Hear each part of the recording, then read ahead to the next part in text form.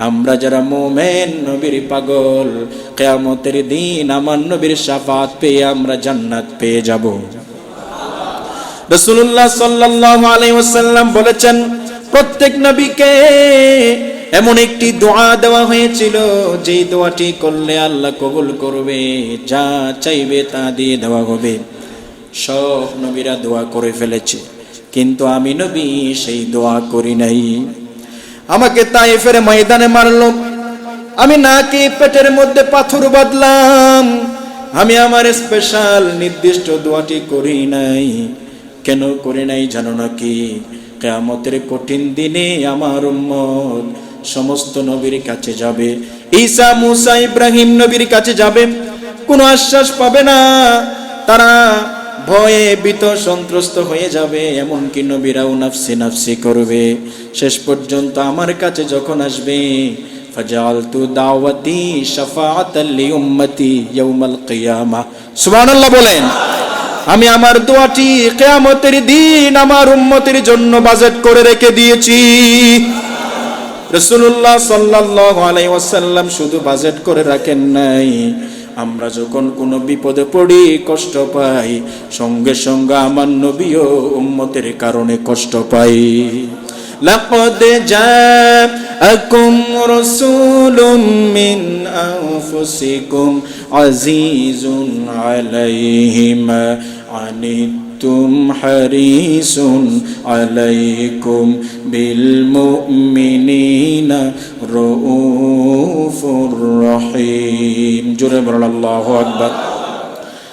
আল্লাহর নবী আমাদের কষ্টে ব্যতীত হয়, কষ্ট পাই, এমন একজন নবী, তিনি হলেন রহমতের নবী। কিয়ামতের দিন সিজদায় পড়ে যাবে, আমার আল্লাহ বলবেন, নবী ইরফা রাসাক, আপনার মাথা উঠান, যার বিন্দু পরিমাণ ঈমান আছে তাকে জান্নাতে নিয়ে যান। সুবহানাল্লাহ, কি এত আসতে? নবীর কারণে জান্নাতে যাবে। আমার নবীকে জান্নাত দিয়ে আল্লাহ বলবে, হাল রাদিতা, ও নবী আপনি কি সন্তুষ্ট হয়েছেন? আল্লাহ রাসূল বলবেন, না আমি সন্তুষ্ট হই নাই, আপনি তো আমাকে বলেছেন ওয়ালা সাউফা ইউতিকা রাব্বুকা ফাতারদা, আমাকে এমন কিছু দেবেন, আমাকে ভবিষ্যতে আপনি সন্তুষ্ট করবেন বলে ওয়াদা দিয়েছেন, কিন্তু আমার কন্ডিশন, আমার শর্ত হলো, আমার একজন উম্মত জাহান্নামে থাকতে আমি নবী কখনো সন্তুষ্ট হব না, আমি নবী সন্তুষ্ট হব না। আল্লাহ বলবে, বিন্দু পরিমাণ যার ঈমান আছে তাকে জান্নাতে নিয়ে যান। সুবহানাল্লাহ বলেন। তিনি হলেন রহমতের নবী। সুবহানাল্লাহ বলবেন না? পড়েন, ওয়া মা আরসালনাকা ইল্লা,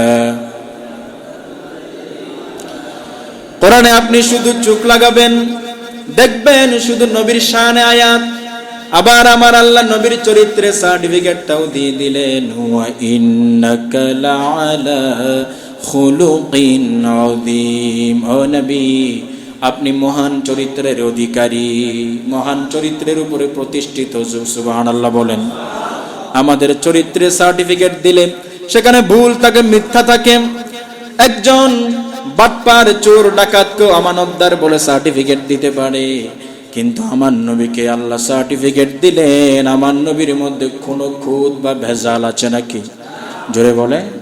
এজন্য তো আমার নবী যখন মক্কা থেকে মদিনা হিজরত করলেন, ইহুদিদের বড় পণ্ডিত আলেম আব্দুল্লাহ বিন সালাম রাদিয়াল্লাহু তাআলা আনহু তখনও ইসলাম গ্রহণ করে নাই।